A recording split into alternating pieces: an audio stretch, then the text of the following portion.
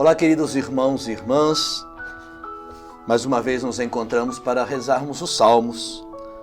Vamos pedir, antes de iniciarmos essa nossa reflexão, interiorização do salmo, as luzes do Espírito Santo para nos ajudar a compreender melhor e a amar o que nós compreendermos.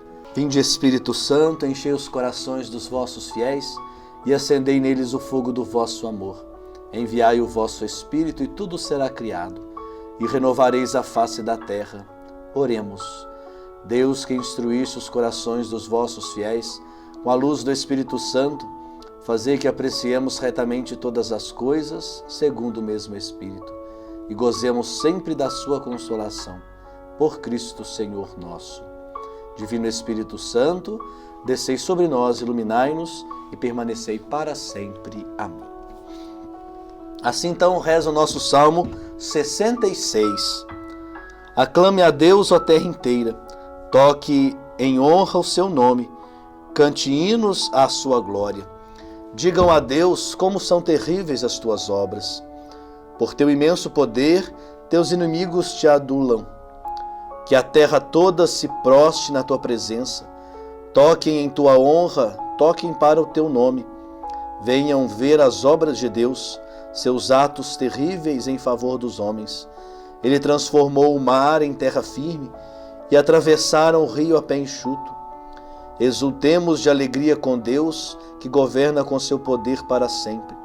Seus olhos vigiam as nações, para que os rebeldes não se revoltem. Povos, bendigam o nosso Deus, façam ressoar o seu louvor.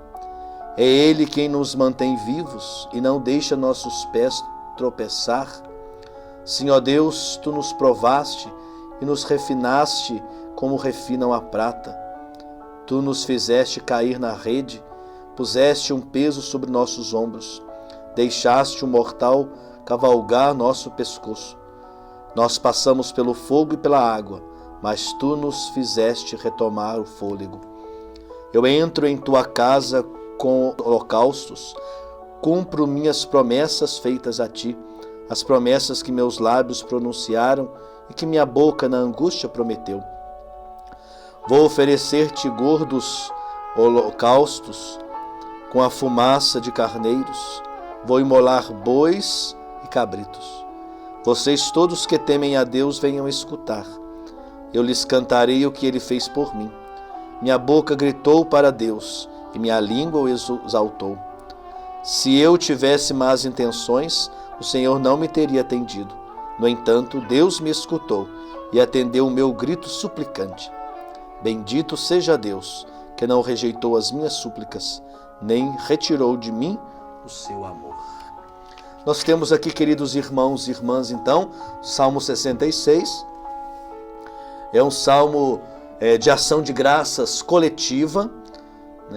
Toda a terra e todos os povos são convidados a agradecer as obras que Deus tem feito, realizado no passado, no presente e aquelas que nós, com a nossa súplica, nós pedimos ao Senhor que nos atenda, os seus atos terríveis em favor dos homens, tão gloriosos, maravilhosos, em favor de toda a humanidade. Então esse é o salmo que nós temos hoje, uma ação de graças coletiva. Vai parecer também algo particular, mas ao todo é uma ação de graças coletiva.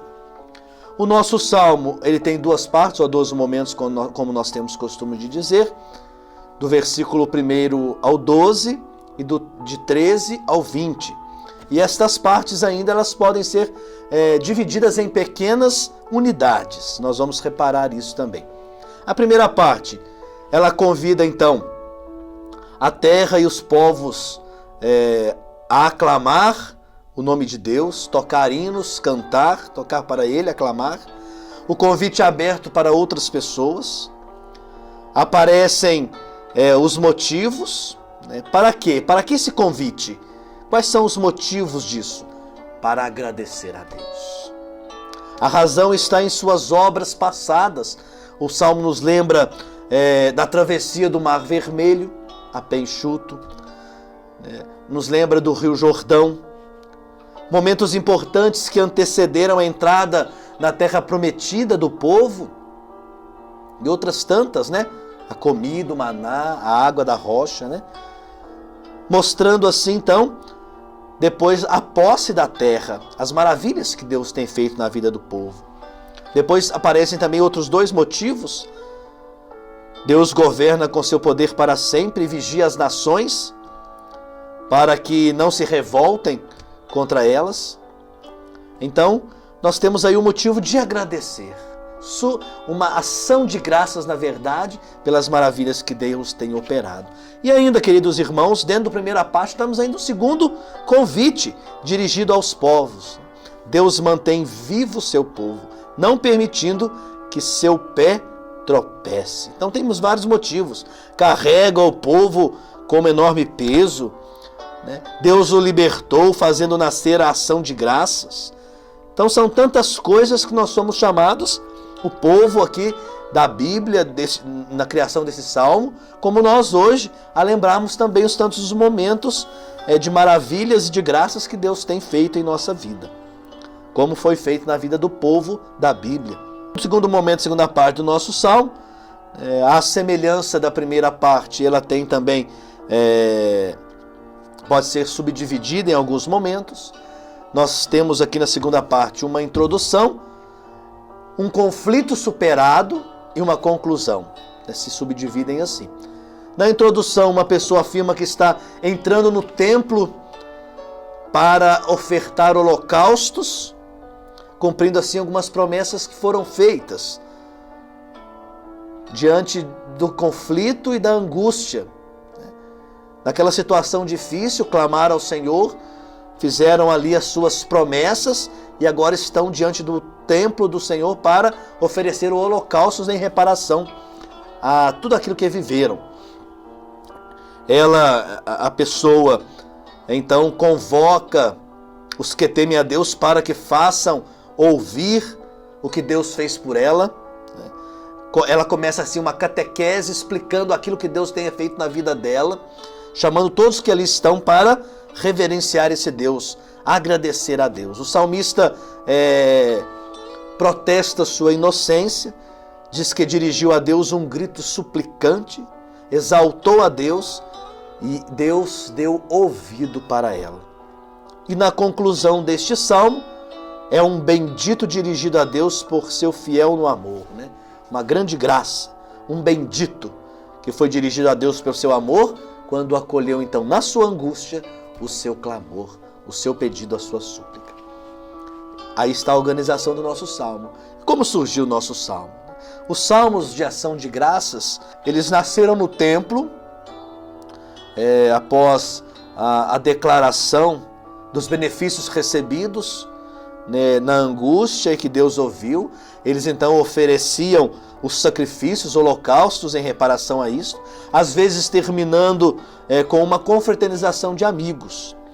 Os conflitos superados neste salmo que nós temos aqui no Salmo 66 vão do tempo do êxodo, como nós vimos, né? Lá do exílio da Babilônia, tempo que o salmo nasceu. Deus age por dentro dos conflitos em favor dos homens. Nos mostra ali esses fatos marcantes, de uma grande profundidade na vida do povo, de modo que ao passar por todas essas experiências, essas situações semelhantes, aprendeu a confiar em Deus. Acreditaram de fato e confiaram de que Deus age em favor do seu povo.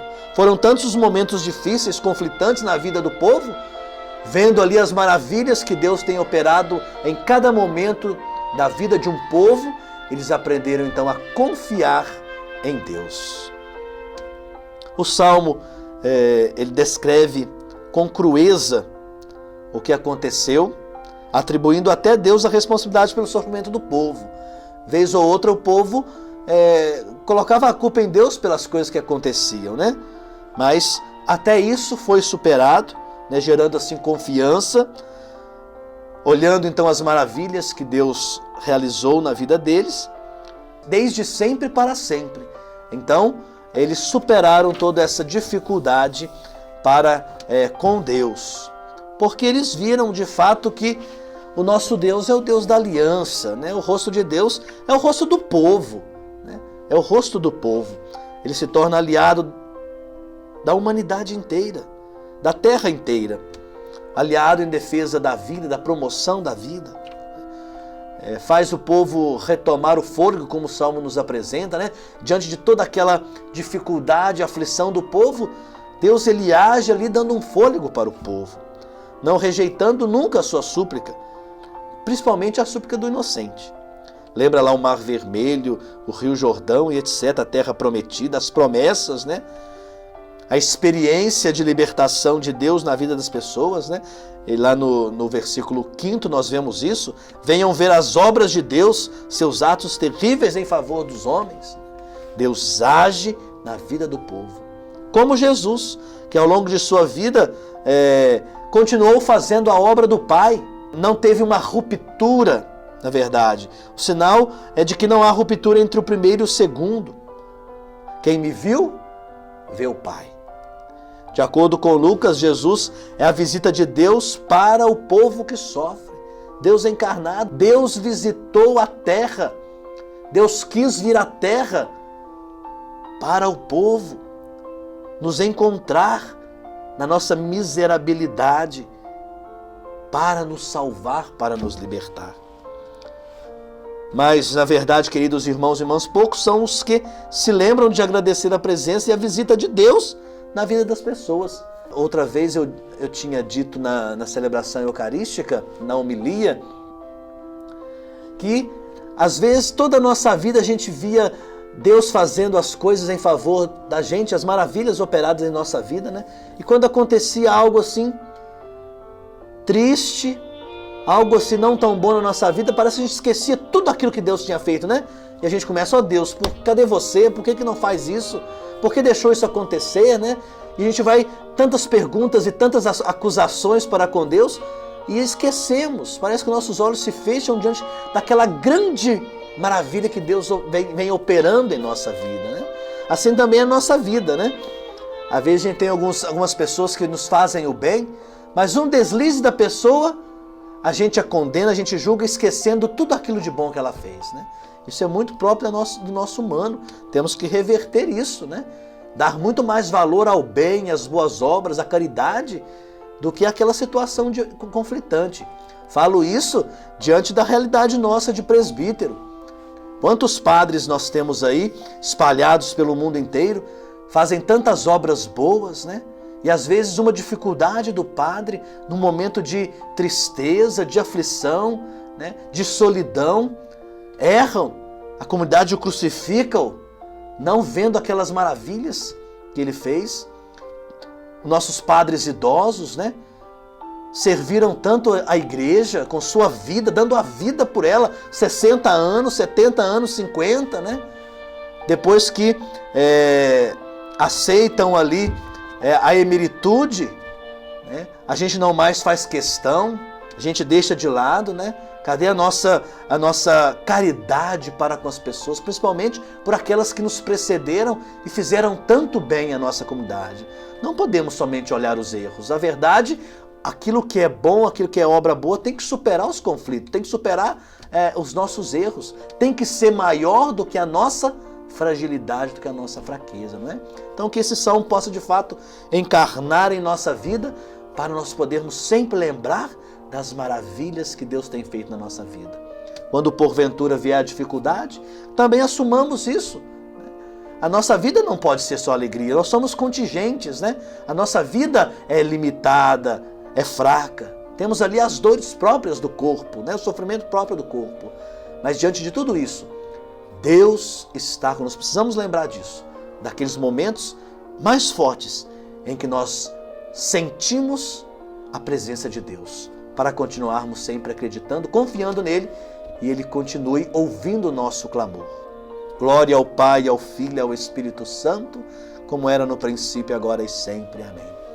Abençoe-vos o Deus Todo-Poderoso, o Pai e Filho e Espírito Santo, e permaneça para sempre. Amém. Um grande abraço, até a próxima, se Deus quiser.